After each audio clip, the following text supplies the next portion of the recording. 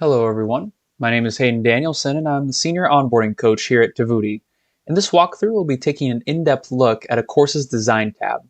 A course's design is crucial for users to understand what they're exploring, and it also provides a pleasant aesthetic for your materials. As courses typically contain multiple lessons and pieces of content, the design is like the wrapper or book cover for your resources. Having a sharp, professional design encourages your learners to check into the resource, and it is very easy to configure this as an administrator. Let's get started here at the top with the Design tab, located right here. Throughout the video, we'll be jumping back and forth between the administrator options and the user's view to help connect the dots for where certain features are located. Also, any resolution recommendations that are made during this video are made with the presumption that you are not zoomed in and are using a 1920 by 1080 display. Starting with the thumbnail image, this represents the initial image that users see on the course card layout. By clicking on the Select button located here, you can upload a new image for the thumbnail. The recommended size for this image is 350 by 350 pixels.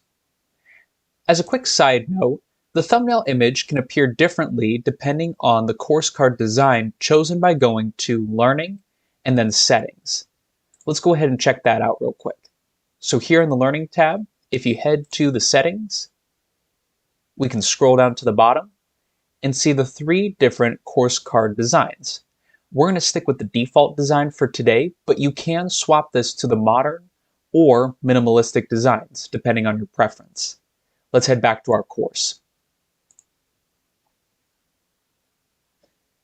Next up, we have the cover image. And the cover image is like a banner image for your course once a user clicks on the thumbnail. The cover image is at the top of the page above the description and lesson overview. The recommended size for this image is 1390 by 300 pixels. And let's take a peek at that. So if we click on Compliance 101, we have our cover image here at the top of the page. If you're curious about learning more about Tovuti's recommended dimensions, by the way, we recommend visiting the Help Center and searching for Tovuti Image Dimensions.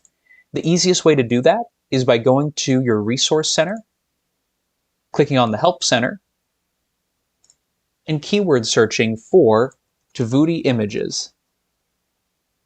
One of the first articles that should appear is the Tovuti Image Dimensions, and this will showcase all of the various images and their recommended sizes across your platform. Let's head back to our course here.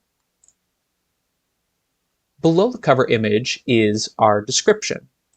This provides an opportunity to create a quick overview of the course, perhaps outlining the learning objectives, what users will get out of this course, and other key details.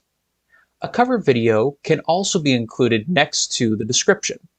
The cover video can help roll out the red carpet for your learners by giving them details that maybe cannot be portrayed in a written description.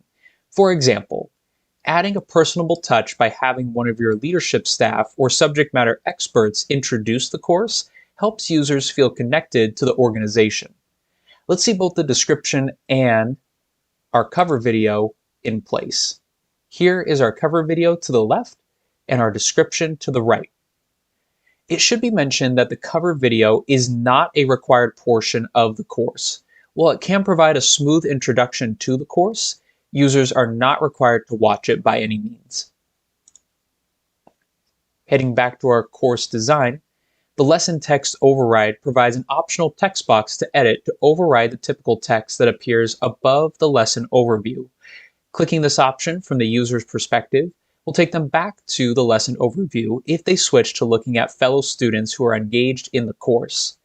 To get a quick peek at that, if we scroll down a bit here, we can see our Lessons tab, and you can relabel that if you'd like to. Lesson numbering is a toggle that can automatically number your lessons. The numerals will appear to the left of the lesson titles. Jumping back again, we can see in this course we just have one lesson, so this lesson is labeled with a number 1 to the left of the title. If we had more lessons, it would go 1, 2, 3, 4, and so on and so forth. You can also showcase instructors and these instructors are added to each lesson within the course.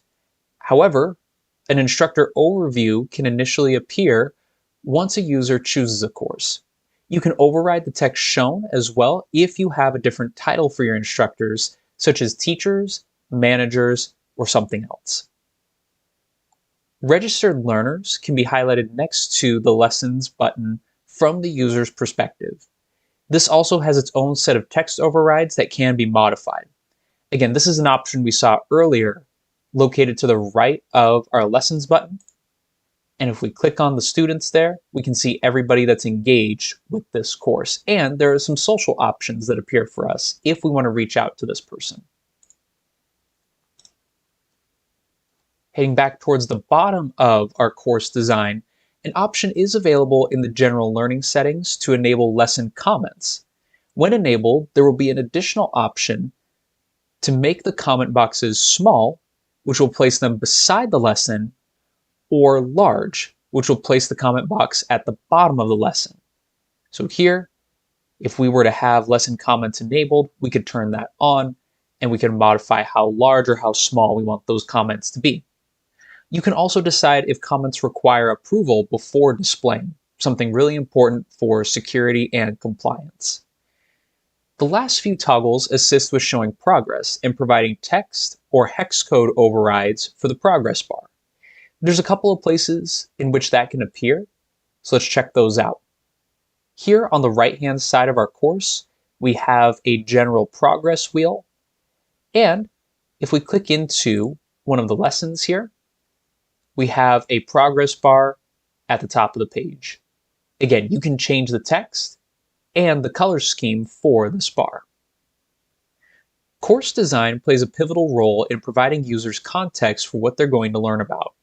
Giving your courses a professional appearance immediately snags the learner's attention. Thank you all so much for taking the time to understand how to modify your course design. We hope that this information is helpful as you continue to build out your one-of-a-kind platform. We'll see you all next time.